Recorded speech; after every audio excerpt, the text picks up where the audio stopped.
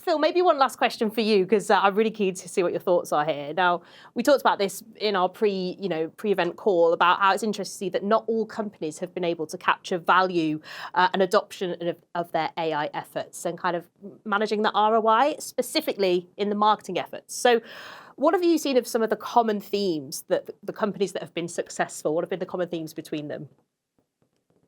Yeah, I think kind of as I touched on it is the making sure that you're applying AI to the business process is the first thing. And there's a couple of reasons for that. So, we work with a lot of companies where it's like, hey, we're doing an AI innovation project. Well, actually, you're doing a business, like maybe a content production optimization project that's being powered by AI. So you're using AI with it. So you still get the internal check mark that you're using AI, which is really important for a lot of organizations, but you're aligning it specific to the problem at hand, because then you can apply it to specific steps. And it's much easier to identify where can cost be reduced, where can scale be created, how can you do it faster, and how can you actually make it more effective within it. So I think those are a couple of themes with that, but also they're less focused on the capability itself, like, hey, what are you producing?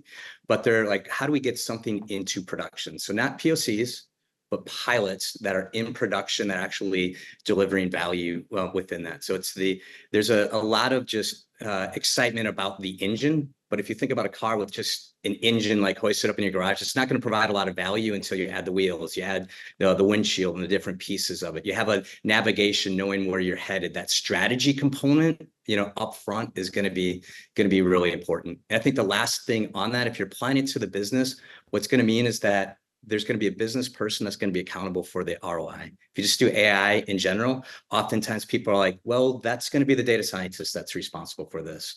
Because the business person is like, I don't understand what AI is doing, the magic that's there. And the data scientist is completing a task versus making sure they're accomplishing something in general. So those are ways that you can actually make sure that you have the adoption as well as the ROI positiveness. Yeah, thank you so much, Phil. Thank you, everyone.